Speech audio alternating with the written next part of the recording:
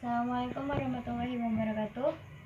Nama saya Hirnaliati dari IKIP PGRI Jember, Fakultas Pendidikan Prodi PLB. Dalam video kali ini saya akan membahas tentang dampak ketunanetraan terhadap perkembangan orientasi mobilitas dan dampak ketunanetraan terhadap perkembangan keterampilan sosial pada anak. Jadi seperti yang kita ketahui bersama bahwa tunanetra itu adalah anak yang memiliki gangguan terhadap penglihatan atau dengan kata lain tidak bisa melihat. Anak tunanetra biasanya memiliki kesulitan untuk mengenali hal-hal yang ada di lingkungan sekitar secara signifikan. Maksudnya yaitu anak tunanetra ini kesulitan untuk mengenali benda-benda yang ada di sekitar secara mendetail dan terperinci. Sedangkan menurut American Foundation for the Blind, anak tunanetra ini membutuhkan guru-guru yang telah bersertifikasi dan memiliki keahlian dalam bidang ketunanetraan dan orientasi mobilitas, yang bertujuan untuk mengajarkan anak tunanetra ini mengenali lingkungan-lingkungan yang ada di sekitar. Lalu apa itu orientasi mobilitas? Orientasi mobilitas itu adalah pergerakan atau perpindahan dari satu tempat ke tempat lain dengan memanfaatkan indera-indera yang masih berfungsi seperti indera peraba, pendengaran, dan penciuman, dan untuk sampai ke tempat tujuan dengan nyaman, aman, serta selamat. Lalu di sini ada beberapa perlakuan mendasar untuk anak tunanetra yang berkaitan dengan orientasi mobilitas. Yang pertama yaitu menyebutkan nama. Ketika kita bertemu dengan anak tunanetra dan kita ingin menyapa, maka kita harus menyebutkan nama kita dan memanggil nama anak tersebut dan menyebutkan nama kita. Contohnya misalkan, "Hai Ali, ini Bu Guru Lia," atau "Hai si A, hai si B, ini Bu Guru Tati," dan selanjutnya dan lain-lain. Dan kita jangan pernah ketika bertemu dengan anak tunanetra jangan menyentuh bagian tubuh tangan atau pundak, karena itu akan membuat anak tunanetra itu merasa terkejut dan ketakutan karena tidak mengetahui siapa yang telah menyentuhnya. Yang selanjutnya yaitu jangan menggunakan bahasa isyarat, karena jika kita menggunakan bahasa isyarat untuk anak tunanetra, maka anak tunanetra tidak akan melihat atau tidak akan bisa mengetahui isyarat-isyarat apa yang telah kita lakukan. Maka dari itu kita harus menggunakan komunikasi dengan cara komunikasi verbal. Yang selanjutnya yaitu ketika kita menjadi komando atau membimbing anak tunanetra berjalan. Misalnya seorang guru yang mengajar di SLB, untuk anak tunanetra yang masih kecil, guru tersebut harus menawarkan 2 jari untuk memegang tangan anak tunanetra tersebut agar ketika berjalan ia tidak terjatuh. Sedangkan untuk anak yang lebih tua, suruhlah anak tersebut untuk memegang tangan di atas bagian siku guru tersebut. Yang selanjutnya yaitu kenyamanan utama. Ketika si anak ini sedang tunanetra ini berjalan, kita harus memberitahu benda-benda apa yang ada di sekitar. Misal ada di sebelah kiri ada selokan atau ada kayu dan sebagainya, agar dia tidak menabrak dan tidak terjatuh.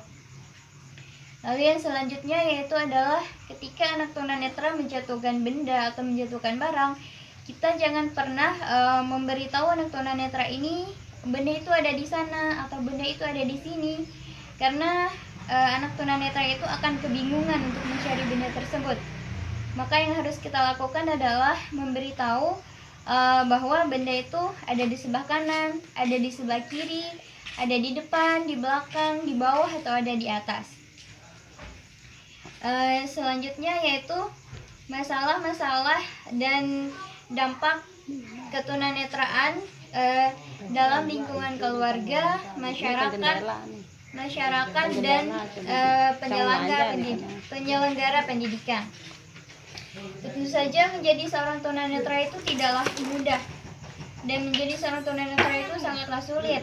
Banyak sekali masalah-masalah yang muncul ketika kita menjadi anak tunanetra, baik masalah secara fisik maupun secara psikis. Beberapa masalah yang muncul pada anak tunanetra yaitu antara lain psikis, antara lain yaitu yang pertama adalah munculnya rasa minder, rasa tidak percaya diri atau rendah diri. Hal tersebut disebabkan karena si anak tunanetra ini merasa bahwa dirinya tidak bisa melakukan sesuatu yang dilakukan oleh orang lain.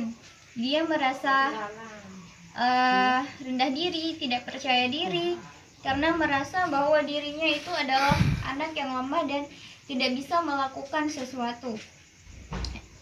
Oleh sebab itu, maka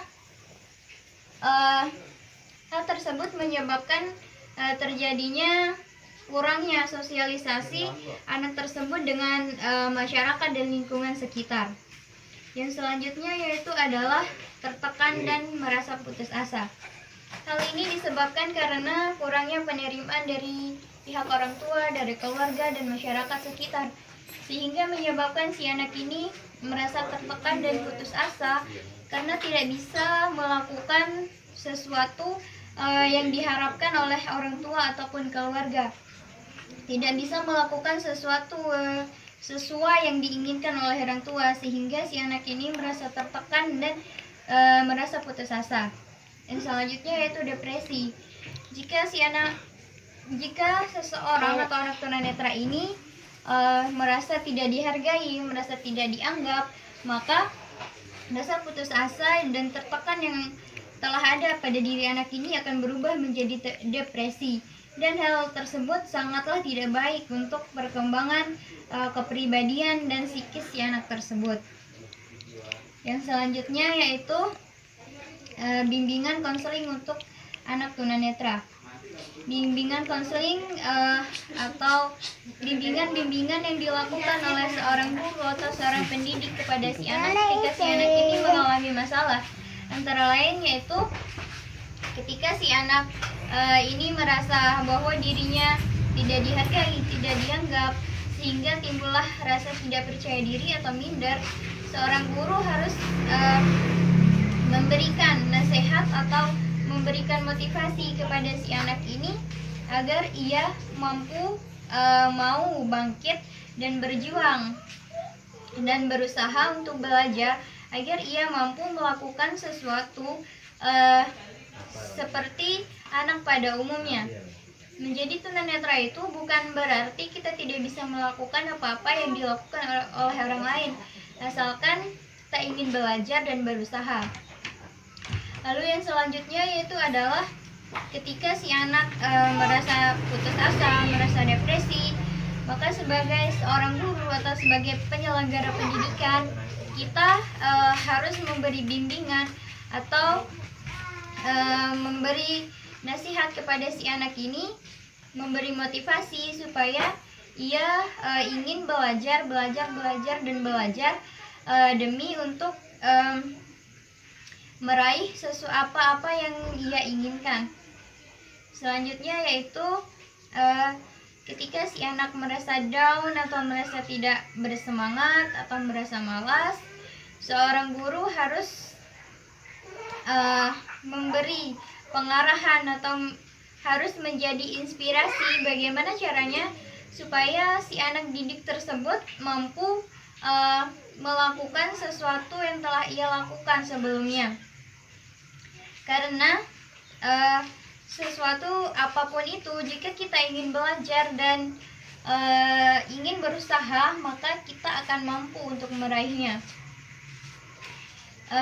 Selanjutnya yaitu ketika si anak sedang mengalami masalah dari pihak keluarga atau dari dikucilkan oleh masyarakat sekitar, seorang guru harus memberikan pengarahan kepada keluarga, masyarakat sekitar, dan kepada si anak bahwa menjadi tunanetra itu bukanlah sesuatu yang tabu atau tidak menjadi momok atau tidak menjadi penyakit bagi lingkungan sekitar. Akan tetapi menjadi tunanetra itu harus ada dukungan atau ada support dari pihak keluarga, masyarakat, dan di lingkungan sekitar agar ia pun merasa dirinya dihargai, dianggap ada, sehingga ia akan mau berusaha dan ingin belajar demi untuk membuktikan kepada orang tua dan